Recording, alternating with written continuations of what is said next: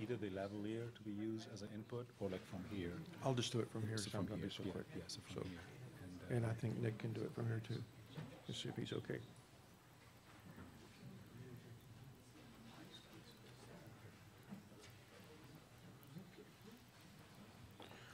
Welcome,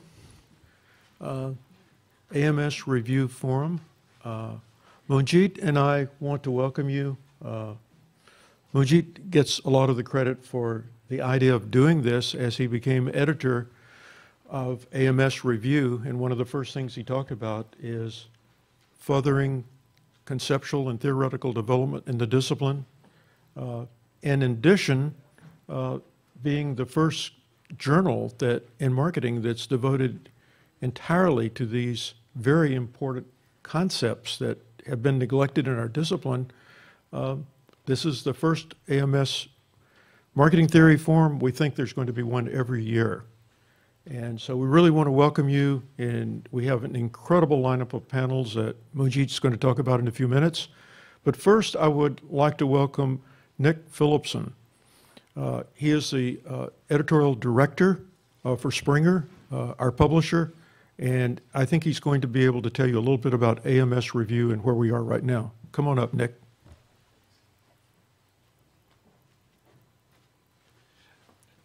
Thanks, OC, and welcome to everybody. I'll just talk for a couple of minutes because this is really your afternoon, but it's really a pleasure and a privilege to be here supporting the journal. As many of you may know, from several years we've published the flagship journal of AMS, JAMS, and about 3 years ago, AMS Review was launched.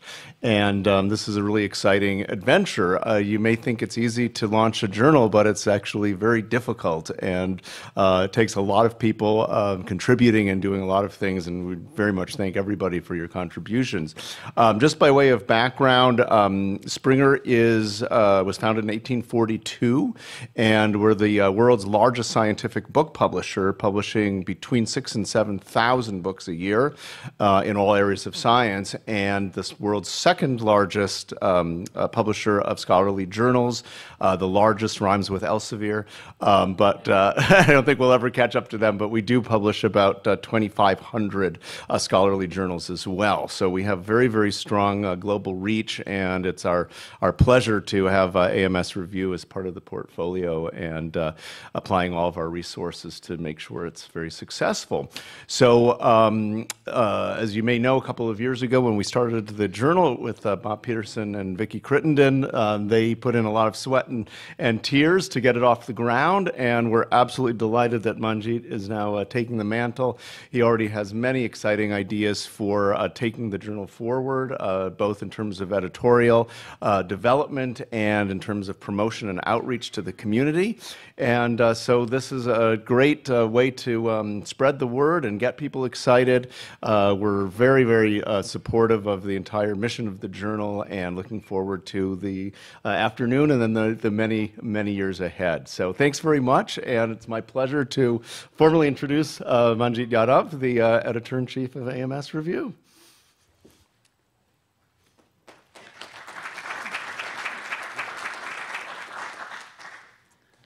Well, thank you, Nick, and thank you, OC, and thank you, first of all, to everybody for taking the time to actually join us this afternoon. I know we have so many demands on our time, so finding time to attend another event, I think, requires a lot of commitment. So I really, really appreciate the effort that you made to be here and help us in the cause of actually focusing or refocusing the disciplines sort of on ideas. And that's what this afternoon is all about. So I'm really looking forward to an engaging discussion.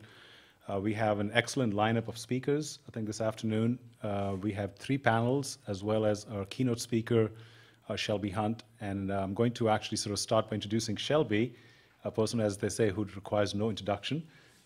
Shelby is one of the folks who's leading theorist in our field. He's the Jerry S. Rawls and P.W. Horn Professor of Marketing. He has written the book on marketing theory. As I say, he's written the book on it. This book was published, I believe, in 1980s, I think, but the most recent one came out in 2010, the most recent edition of marketing theory. Shelby is one of those, you could say, the overachievers. You know, specifically with respect to awards. Let me talk about the Maynard Award. The Maynard Award, as you know, is an award that is given to one of the most important theory contribution articles in the Journal of Marketing. A person who gets one award probably, I think, as almost like a lifetime achievement award. Shelby has won this award 3 times, in 1976, 1983, 1995. In 2011, Sage Publications published a series called The Legends in Marketing, Shelby Hunt, which actually kind of included 132 articles that Shelby has written over his very successful career. So please join me in welcoming a true legend to be our keynote for this event, Shelby.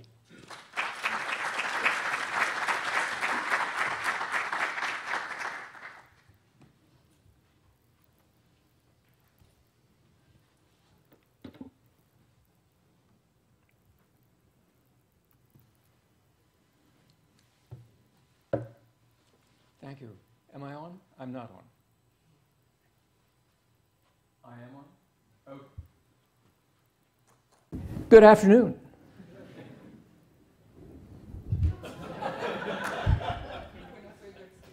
Let's try this once again, okay? Good afternoon. Oh, thank you very much. I appreciate that, okay? I start every class that way, by the way, and it's obligatory that they respond. Just one of those things. I take it and carry it over to presentations. I want to thank Manjeet for setting this up, and I wish to welcome all of you. It's amazing to me that this is the pre-conference thing, and we have this kind of attendance, which is absolutely spectacular. Today, I'd like to talk about what I refer to as the inductive realist model of theory generation.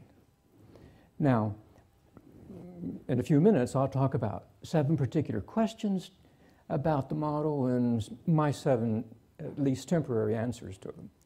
But some background, the inductive realist model of theory generation was published in an AMS review, and it actually, in a sense, started with a 2012 article in AMS review called The Inductive Realist Model of Theory Status. And the inductive realist model of theory status focused on why some theories are accepted, why some have working acceptance and some have rejection, and the role of approximate truth in explaining why some theories are indeed successful, empirically successful, and why some theories are not empirically successful.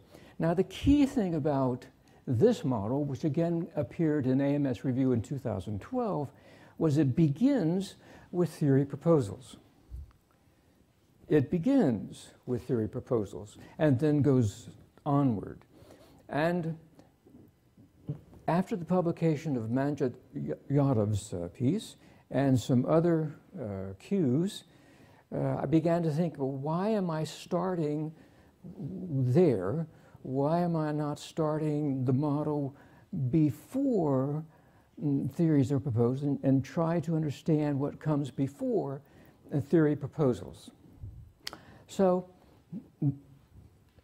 that led to my efforts to develop a model of how theories are generated, how theories are not quite discovered.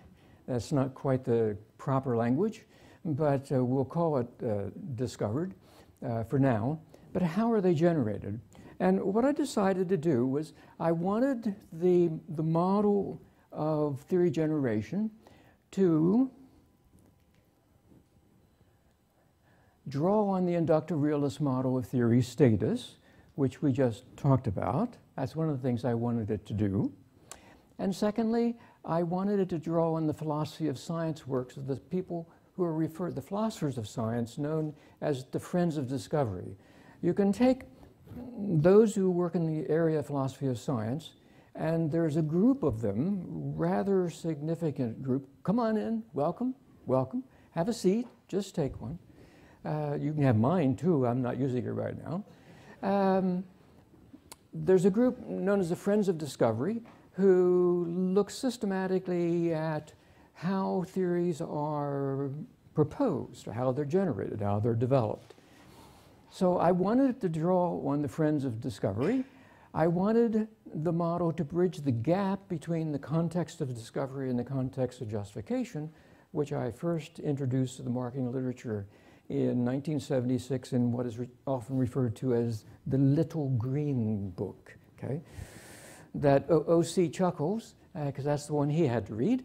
The Little Green Book introduced the context of discovery and context of justification and talked about it. Well, I wanted the theory, the model to bridge the gap. I wanted, though, to reject the view that theory generation comes from a single cognitive leap or some kind of flash of insight. If you read the Little Green Book, you certainly come away with the impression that theories come forth full-blown with a single flash of insight and brilliance and so forth. I believe that view is mistaken, and I agree with the Friends of Discovery and Philosophy of Science that that view is mistaken. But it certainly could be interpreted that that's what I meant back in '76. Now, if you wanted me to, I'm sure I could work my way around and say that's not what I really meant to say, and I should be interpreted this way. But frankly, a reasonable interpretation of what I said was that, yes, they kind of leap into view with a single cognitive leap. I wanted to also recognize the importance of multiple creative cognitive acts in theory generation rather than single cognitive leaps. But then at the same time, I wanted the model to view theory generation as a constrained process, a reasoned process, but not an algorithmic process, such as Herbert Simon and all those of you who are big data modelers are trying to do these days, that somehow theories emerge from, if we just crunch the data enough, we get these magnificent theories. What this model does is say it rejects that view, but it accepts the view that there are multiple creative cognitive acts that are constrained and reasoned.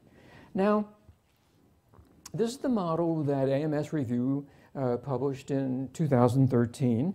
Let me go very, very, very, very, very briefly, all right? Some of you are familiar with it.